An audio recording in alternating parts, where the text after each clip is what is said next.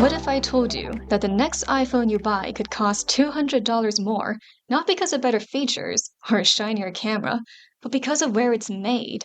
Hi, I'm Charlene Chen, and this is GeoWatch Weekly, where we untangle the world's most complex intersections, geopolitics, supply chains, and the tech that defines our lives. Today, we're looking at a story that isn't just about trade. It's about power, price, and the possibility that a single policy could reshape the devices in your hand and the global web behind them. Let's begin with the headline. US President Donald Trump is threatening to impose a 25% tariff on every smartphone sold in the United States unless it's made on American soil. That means Apple's iPhone. That means Samsung's Galaxy. That means a total disruption of how the world makes its phones and how Americans pay for them.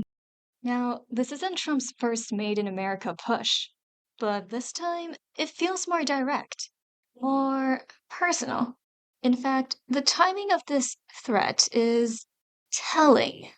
Just days earlier, Trump wrapped up a Middle East trip. NVIDIA CEO Jensen Huang was there. Apple's Tim Cook was not. What followed was a wave of social media posts, praising Huang, criticizing Cook, and then the tariff threat. Coincidence? Maybe, but geopolitics rarely deals in coincidence. Let's talk about Apple. The iPhone is assembled in China and India and Vietnam, and for years, Apple has spent billions trying to diversify away from China, especially after the last round of tariffs. But now Trump is saying if it's not made in America, it's not good enough.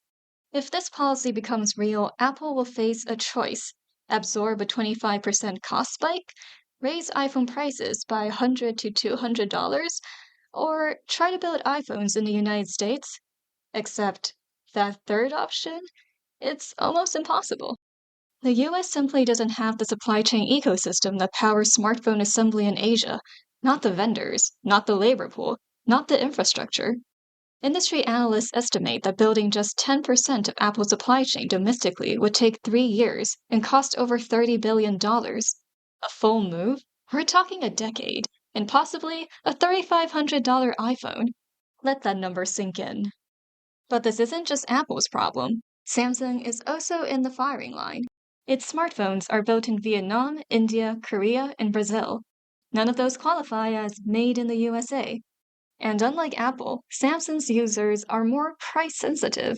Raise the price of a Galaxy phone by $200, some consumers will just walk away to a cheaper brand or a refurbished model, or maybe a Google Pixel. And here's the twist. Samsung's mobile division brings in over 60% of its profit. A hit to the US sales is not a side issue, it's an existential one. Meanwhile, in the background, Apple's world is already shifting. It's facing antitrust rulings, it's behind on AI, Vision Pro isn't hitting expectations, and Tim Cook, the man once called Trump's favorite CEO, is now squarely in the political spotlight again. And let's not forget Apple's suppliers. Foxconn, Pegatron, lens makers, they spent years reshaping operations to be less China dependent. Now they're being told, India, Vietnam, Thailand, it's all the same. If it's not America, it's not safe. That message creates uncertainty.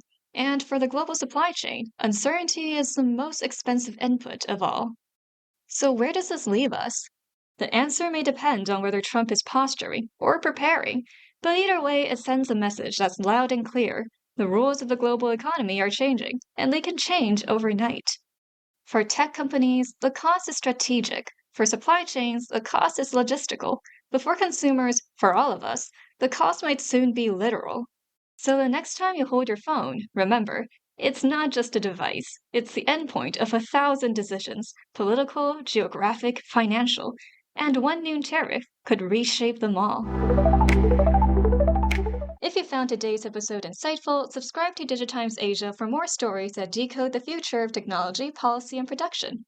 I'm Charlene Chen. This is GeoWatch Weekly. Thanks for listening, and see you next time.